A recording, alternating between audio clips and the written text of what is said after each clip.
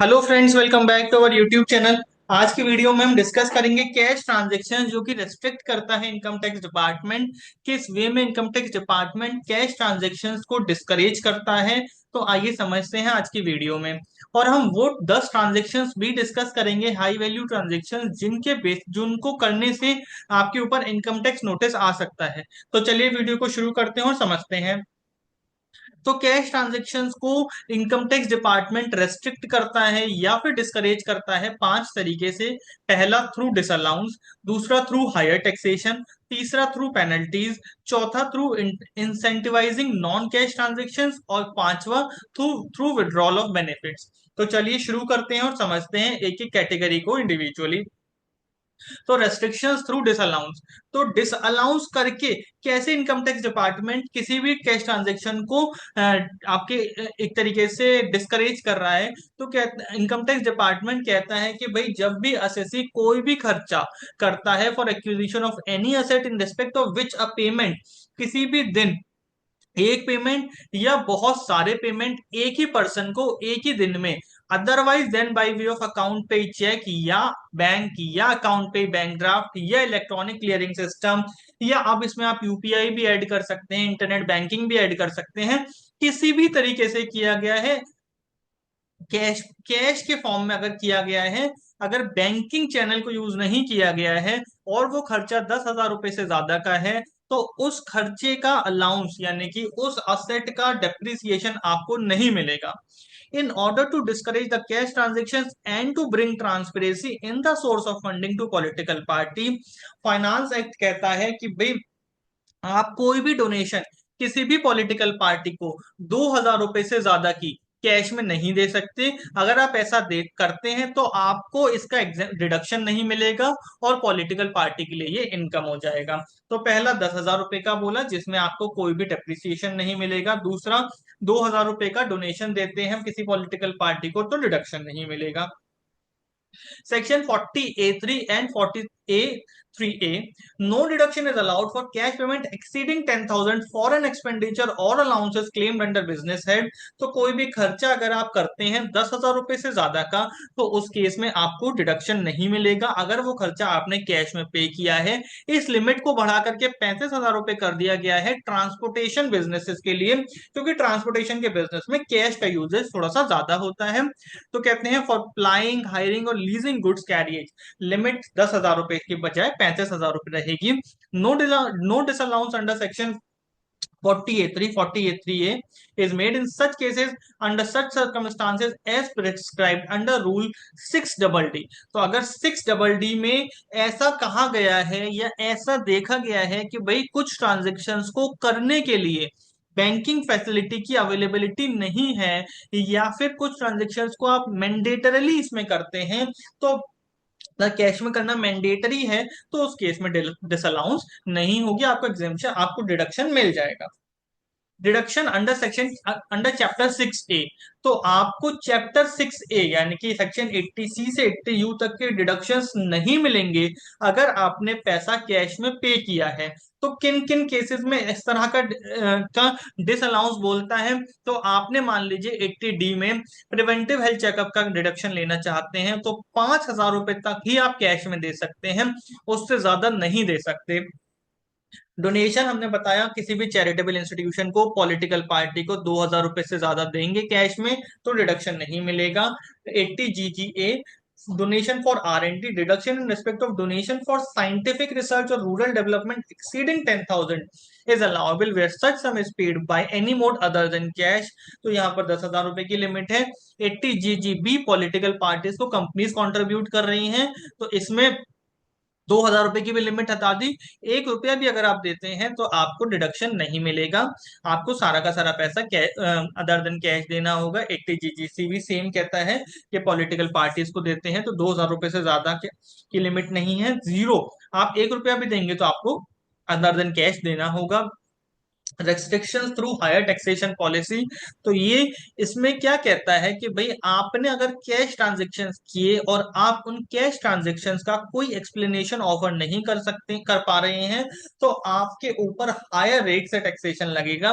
where any sum is found credited in the books of accounts of an assessee maintained for any previous year and the assessee offers no explanation about the nature and source thereof। तो कहते हैं आपकी books में कोई पैसा credit पाया गया है लेकिन आप उसका कोई एक्सप्लेनेशन नहीं दे पा रहे हैं, तो उस केस में आपके ऊपर हायर टैक्सेशन लगेगा। तो टैक्स का रेट क्या होगा? 60% का टैक्स लगेगा, उसके ऊपर 25% का सरचार्ज लगेगा, टैक्स का रेट आएगा 78%। साथ के साथ 10% की पेनल्टी लगेगी।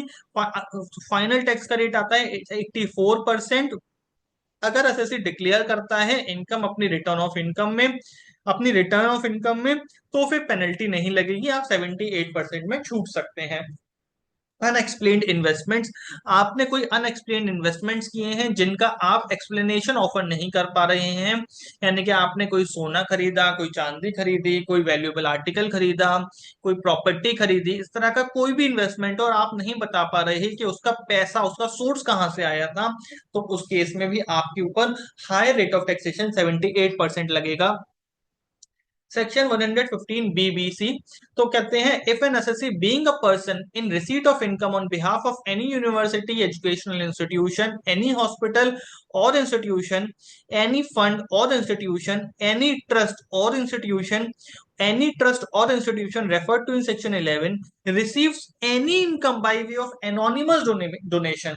तो यहाँ पर कहते हैं कि भाई आपको कोई पैसा मिला, यानी कि आप एक हॉस्पिटल है, एक चैरिटेबल हॉस्पिटल है, एक चैरिटेबल संस्था है, एक चैरिटेबल कॉलेज है, एक चैरिटेबल इंस्टीट्यूशन है, इस तरह का कुछ भी अगर आप बॉडी हैं जो डोनेशन लेकर के काम चलाते हैं और आपको डोनेशन मिलती है और डोनेशन एनोनिमस है, एनोनिमस का मतलब क्या होता है कि आप उसका सोर्स नहीं बता पा रहे हैं, तो आपके ऊपर टैक्स लगेगा 30% का।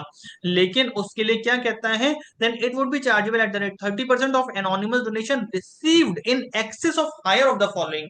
लिमिट बना दी गई है 1 लाख रुपए या फिर 5% ऑफ टोटल डोनेशन, इन दोनों में से जो हायर होगा उससे ज्यादा आपको डोनेशन मिलेगी। मान लीजिए कि आपको साल भर में 2 करोड़ की डोनेशन मिली, तो उसका 5% आता है 10 लाख, तो 10 लाख तक आप एनोनिमस डोनेशन ले सकते हैं। लेकिन अगर आप उससे ज्यादा लेंगे तो आपको उसके ऊपर 30% का टैक्स पे करना होगा।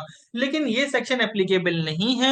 This section is not applicable to any anonymous donation received by any trust और इंस्टीट्यूशन क्रिएटेड और established only for religious purpose. मंदिरों में एनोनिमस डोनेशन अलाउड है।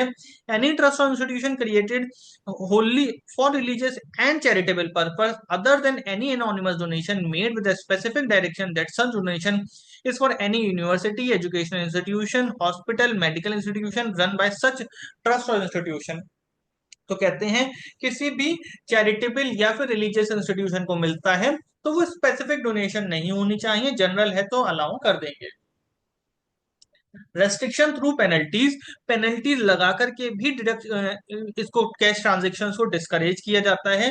तो कहते हैं मोड ऑफ टेकिंग और एक्सेप्टिंग सर्टेन लोन्स और deposits, no person can take और एक्सेप्ट एनी लोन और डिपॉजिट और एनी स्पेसिफाइड सम ऑफ 20,000 और more from any other person otherwise than by way of account pay check, account pay bank draft, use of electronic clearing system through a bank account. तो यानी कि 20,000 रुपए से ज्यादा का अगर आप किसी पर्सन से लोन लेते हैं या उसको लोन देते हैं कैश में, तो आपके ऊपर पेनल्टी लगेगी। तो क्या कहते हैं, इक्वल अमाउंट की पेनल्टी लगेगी सेक्शन 271 सब सेक्शन डी में, सॉरी सेक्शन 271 डी में। This provision does not apply to any loan or deposit or in specified sum taken or accepted from, or any loan or deposit or specified sum taken or accepted by government, any banking company, post office, saving bank account, cooperative bank, corporation जो कि central government, state government या फिर किसी provincial act में बनी है, कोई भी गवर्नमेंट कंपनी, कोई institution, association, body, class of institution, association, body which the central government में नोटिफाई। तो इन सबको अलाउड है कि ये 20,000 रुपए से ज्यादा का भी ट्रांजेक्शन कैश में कर सकते हैं। Where the person from whom the loan or deposit or specified sum is taken or accepted and the person by whom the loan or deposit or specified sum is taken or accepted are both having agricultural income, neither of them have any income chargeable to tax under this act। तो यानी कि अगर दोनों किसान हैं, दोनों के दोनों एग्रीकल्चरल इनकम की रिटर्न भरते हैं, उनकी और कोई इनकम नहीं है इस एक्ट में, तो उनके लिए भी अलाउड है ये 20,000 रुपए का कैश ट्रांजेक्शन करना। Here specified sum means any sum of money receivable, whether as advance or otherwise, about the transfer of an immovable property, whether or not the transfer takes place. Penalty on cash transaction, तो क्या कहते हैं, financial bill 17 ने insert किया section 269 ST, provided no person shall receive an amount of 2 lakh rupees or more in aggregate from a person in a day in respect of a single transaction or in respect of transactions relating to one event or occasion from a person otherwise than by way of account pay check, account pay bank draft, use of electronic clearing system through bank account. तो कहते हैं कोई भी person एक दिन में एक बंदे से 1-2 लाख रुपए से ज्यादा एक्सेप्ट नहीं करेगा एक सिंगल ट्रांजेक्शन में या मल्टीपल ट्रांजेक्शन्स में जो एक ही इवेंट से रिलेटेड है या एक ही ओकेजन से रिलेटेड है other than banking mode as per section 271 DA। अगर वो ऐसा करता है तो उसके ऊपर पेनल्टी लगेगी इक्वल अमाउंट की जितने का उसने ट्रांजेक्शन किया है। लेकिन सेक्शन 269 ST एप्लीकेबल नहीं है अगर कोई भी पैसा किसी गवर्नमेंट को, सरकारी बैंकिंग कंपनी को, post office, saving bank account में जमा होता है या फिर कोऑपरेटिव बैंक में जमा होता है या फिर ट्रांजेक्शन से of the nature refer to in section 269SS। तो 269SS में कौन सा ट्रांजेक्शन किया था हमने, ये किस एग्रीकल्चरल इनकम वाला, तो उस पर भी ये एप्लीकेबल नहीं होगा। और साथ के साथ सच अदर पर्सन जिनको सेंट्रल गवर्नमेंट नोटिफाई करता है अगर वो लोग ये ट्रांजेक्शन करेंगे तो उसके ऊपर भी इस तरह का कोई पेनल्टी नहीं लगेगा, उनके लिए ये सेक्शन अलाउड है। Section 269T repayment, no branch of a banking company or cooperative bank and no other company of a cooperative society and no other firm or other person can repay any loan or deposit together with interest made with it or any specified advance by it for a sum exceeding rupees 20,000। तो 20,000 से ज्यादा का कोई भी जो loan वगैरह है वो वापस नहीं होगा अदर देन कैश के थ्रू। अगर ऐसा होता है तो इक्वल अमाउंट की पेनल्टी लगेगी सेक्शन 271E में।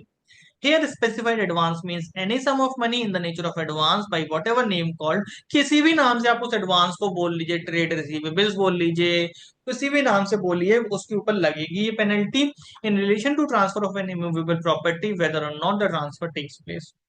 तो ये भी एप्लीकेबल नहीं है उन्हीं सारे सिचुएशंस में, government, banking company, post office, saving bank account, cooperative bank, corporation, government company या उन लोगों के ऊपर जिनको सेंट्रल गवर्नमेंट नोटिफाई करता है। Section 269 SU, every person carrying on business, तो कोई भी बंदा जो बिजनेस कर रहा है और उसका टर्नओवर पिछले साल में 50 करोड़ रुपए से ज्यादा है तो कहते हैं उसको मैंडेटरली एक्सेप्ट करना होगा पेमेंट थ्रू इलेक्ट्रॉनिक मोड और वो मना नहीं कर सकता कि मैं इलेक्ट्रॉनिक मोड में पेमेंट एक्सेप्ट नहीं कर सकता करूंगा। अगर वो ऐसा करता है तो सेक्शन 269SU में उसके ऊपर पेनल्टी लगेगी 5,000 रुपए पर डे की जितने दिन वो डिफॉल्ट कंटिन्यू रहेगा। Restrictions through providing incentives for cash for non cash transaction, तो नॉन कैश ट्रांजेक्शन को एनकरेज करने के लिए उनको इंसेंटिवाइज करती है सरकार। तो सेक्शन 44AB कहता है हर पर्सन, एवरी पर्सन जो कि बिजनेस कर रहा है, अगर उसका total sale, turnover, gross receipts जिस भी नाम से बुलाइए 10 करोड़ रुपए से ज्यादा है किसी साल में, तो उसके उसके लिए क्या कहते हैं कि भाई aggregate of all amount received including amount received for sale during the year in cash does not exceed 5% of the said amount. Aggregate of all payment made including the amount incurred for expenditure in cash does not exceed 5% of the said payment। तो यानी कि उसकी receipt और उसकी payment 5% से ज्यादा नहीं होनी चाहिए कैश में। तो उसके लिए सेक्शन 44AB की टैक्स ऑडिट की लिमिट बढ़ा करके 10 करोड़ कर दी गई है जो ओरिजिनली 1 करोड़ है। तो ये एक बड़ा बेनिफिट दिया गया है। अगर आप 95% से ज्यादा अपनी transaction through other than cash करते हैं, तो आपको मतलब पेमेंट्स भी अदर देन कैश करनी है, रिसीट्स भी अदर देन कैश करनी है, तो आपके लिए टैक्स ऑडिट की लिमिट बढ़ करके 10 करोड़ रुपए हो जाएगी। ये एक बहुत बड़ा इंसेंटिव सरकार ने दिया है। सेक्शन 44 एडी में भी इंसेंटिव दिया है। तो सेक्शन 44 एडी क्या कहता है कि भाई मान लीजिए आपका टर्नओवर 1 करोड़ रुपए से कम है, तो आप प्रिजम्पटिव बेसिस पर टैक्स पे कर सकते हैं। तो प्रिजम्पटिव बेसिस पर टैक्स पे करने के लिए क्या कहता है कि आप हमें ये बता दो, मतलब आपका मान लीजिए टर्नओवर है 1.5 करोड़, तो आप 8% के हिसाब से प्रॉफिट बता दीजिए। यानी कि 1.5 करोड़ का 8% होता है 12 लाख। आप कहिए हम आपकी नेट प्रॉफिट, आपकी नेट इनकम 12 लाख है, हम मान लेंगे और उसके ऊपर टैक्स पे कर दीजिए। लेकिन अगर आप इसमें भी कहता है कि भाई अगर आप इसमें भी 75% की receipts via non cash mode करोगे, तो उसमें हम आपकी लिमिट 3 करोड़ कर देंगे, 2 करोड़ को बढ़ा करके। दूसरी चीज, आपके ऊपर जो 8% का टैक्स रेट लगता था उसको घटा करके 6% कर देंगे। तो ये एक बहुत ही बड़ा बेनिफिट दिया सरकार ने। भाई 2% की टैक्स में रिलीफ दी और साथ के साथ टर्नओवर की लिमिट को भी 1 करोड़ रुपए बढ़ा दिया। Restriction through withdrawal of benefits. तो विड्रॉ के अगर आप कैश विड्रॉ करते हैं, तो आपको टीडीएस कटेगा आपके ऊपर। सेक्शन 194 एन में, every person from a banking company, cooperative society engaged in carrying on the business of banking, post office, who is responsible for paying any sum over rupees 1 crore during the previous year to any person from one or more accounts maintained by the recipient, with it shall at the time of payment of such sum deduct an amount equal to 2% of exceeding 1 crore rupees as income tax। तो कहते हैं अगर कोई भी person एक साल में 1 करोड़ से ज्यादा का विड्रॉ करता है, तो जो ज्यादा अमाउंट विड्रॉ होगा उसके ऊपर 2% का टीडीएस काटेगा बैंकिंग कंपनी, कोऑपरेटिव सोसाइटी या फिर पोस्ट ऑफिस। बजट ने कहा कि भाई इस थ्रेशोल्ड को कम कर देते हैं और 20 लाख कर देते हैं 1 करोड़ की जगह, अगर आपने पिछले 3 सालों की आईटीआर फाइल नहीं करी है। तो क्या कहते हैं, टीडीएस 20 लाख से लेकर के 1 करोड़ तक 2%, और 1 करोड़ से ऊपर 5%। तो अगर आपने पिछले 3 साल की आईटीआर फाइल नहीं करी है, तो आपके ऊपर हैवी टीडीएस की लाइबिलिटी कर दी। 2% 20 लाख से 1 करोड़ तक, और 1 करोड़ से भी ऊपर आप विड्रॉ करोगे तो 5% का टीडीएस कटेगा। तो ये इन्होंने एक तरीके से पेनलाइज किया है। हाई वैल्यू ट्रांजेक्शन जिनको करने से आपको उनको आईटीआर में रिपोर्ट करना है, अदरवाइज आपके ऊपर इनकम टैक्स का नोटिस आ सकता है। तो कहते हैं for an individual cash deposit limit and saving bank account, if you have two saving bank account and total cash deposit withdrawal FD in a year, bank is required to report this to income tax department। तो अगर आप 10 लाख रुपए से ज्यादा का saving account में एक साल में पैसा जमा करोगे, तो इनकम टैक्स डिपार्टमेंट इस चीज को, सॉरी, बैंकिंग कंपनी इस चीज को इनकम टैक्स डिपार्टमेंट को रिपोर्ट करेगी। अब रिपोर्ट करने से इनकम टैक्स नोटिस जब आएगा, अगर आपने उस करस्पॉन्डिंग अपनी इनकम शो नहीं करी हो या फिर उस ट्रांजेक्शन को अपनी आईटीआर में कहीं पर रिपोर्ट ना किया हो। कैश डिपॉजिट या विड्रॉ करते हो टू फ्रॉम वन और मोर करेंट अकाउंट 50 लाख रुपए से ज्यादा का एक साल में, तो इनकम टैक्स डिपार्टमेंट को ये ट्रांजेक्शन रिपोर्ट करेगा बैंक, और आपको ये ट्रांजेक्शन अपने आईटीआर में कहीं ना कहीं कैप्चर करना है। Otherwise income tax department may send an income tax notice to you. Amount of saving bank interest and FD interest earned by a person during the financial year and person fails to report the same in ITR, then the same may lead to underreporting of income, and due to this department may issue income tax notice with respect to underreporting of income। तो कहते हैं कि भाई 1 करोड़ रुपए से ज्यादा, ओ sorry, अगर आपने अमाउंट नहीं है यहाँ पर, सेविंग बैंक इंटरेस्ट कमाया, एफडी पर इंटरेस्ट कमाया और उसको अपने आईटीआर में रिपोर्ट नहीं किया, तो अंडर रिपोर्टिंग ऑफ इनकम है और इनकम टैक्स डिपार्टमेंट इस केस में आपके ऊपर इनकम टैक्स नोटिस इशू कर सकता है। Cash payment for purchase of bank draft, prepaid instruments issued by RBI will also be reported, and also purchases of bank draft, pay order, purchase order, banker's check तो अगर आप 10 लाख रुपए से ज्यादा की ये परचेजिंग करते हो बैंक ड्राफ्ट की, प्रीपेड इंस्ट्रूमेंट की, तो आपको ये बैंक इस ट्रांजेक्शन को इनकम टैक्स डिपार्टमेंट को रिपोर्ट करेंगे। और अगर आपने केयरफुली उस ट्रांजेक्शन को अपनी इनकम टैक्स रिटर्न में इनकॉर्पोरेट नहीं किया, तो आपके ऊपर इनकम टैक्स का नोटिस आ सकता है। अच्छा, ये छोटी सी बात बता देते हैं, इनकम टैक्स डिपार्टमेंट को ये ट्रांजेक्शन्स रिपोर्ट कैसे किए जाते हैं। तो इनकम टैक्स डिपार्टमेंट को ये ट्रांजेक्शन्स रिपोर्ट किए जाते हैं through SFTRA, statement of financial transactions reportability account. तो SFT जब फाइल होती है, उसी के बेसिस पर आपका फॉर्म 26 AS, आपका AIS, आपके इस तरह के डॉक्यूमेंट्स अपडेट हो जाते हैं। और उससे इनकम टैक्स डिपार्टमेंट को पता चल जाता है कि भाई आपने ऐसा कोई ट्रांजेक्शन किया है, और वो आपके ITR से उस ट्रांजेक्शन को मैच करना शुरू कर देते हैं। और अगर उनको नहीं मिलता ऐसा कोई ट्रांजेक्शन आपके ITR में, तो वो आपको इनकम टैक्स नोटिस इशू करते हैं। आपने 10 लाख रुपए से ज्यादा का एक साल में इन्वेस्टमेंट किया है म्यूचुअल फंड में, स्टॉक में, बॉन्ड में, डिबेंचर में, शेयर्स में, तो उस केस में भी आपको इनकम टैक्स का नोटिस आ सकता है। क्रेडिट कार्ड का बिल पे किया है 1 लाख रुपए से ज्यादा का कैश में, तो कहते हैं अगर आपने कैश में 1 लाख रुपए से ज्यादा का पे किया है, या फिर अदर देन कैश 10 लाख रुपए से ज्यादा का किया है, तो इनकम टैक्स डिपार्टमेंट को ये ट्रांजेक्शन रिपोर्ट होगा। और यू में भी issued N income tax notice अगर आप उसे कैप्चर नहीं करते। आपने FD कराई है कैश में 10 लाख रुपए से ज्यादा की, तो आपका ये ट्रांजेक्शन रिपोर्ट होगा। आपने सेल परचेज किया है इमूवेबल प्रॉपर्टी का 30 लाख रुपए से ज्यादा का, तो ये ट्रांजेक्शन रिपोर्ट होगा। कैश रिसीव्ड फॉर 2 लाख और मोर फॉर सिंगल ट्रांजेक्शन, अगर आप टैक्स ऑडिट कराते हो सेक्शन 44AB में, और फिर भी आप कैश में परचेज करते हो या पेमेंट करते हो 2 लाख रुपए से ज्यादा का, तो ट्रांजेक्शन रिपोर्ट होगा। फॉरेन करेंसी में एक्सपेंडिचर करते हो via debit card, credit card of travellers cheque, तो और 10 लाख रुपए से ज्यादा का ट्रांजेक्शन है, तो आपकी इनकम टैक्स डिपार्टमेंट को इस ट्रांजेक्शन की रिपोर्टिंग होगी और आपको इनकम टैक्स का नोटिस आ सकता है। तो इट इज एडवाइज्ड कि आप इन सारे के सारे ट्रांजेक्शन्स को प्रॉपरली अपने ITR में कैप्चर करें ITR भरते वक्त, अदरवाइज यू में receive an income tax notice और आपको प्रॉब्लम हो सकती है।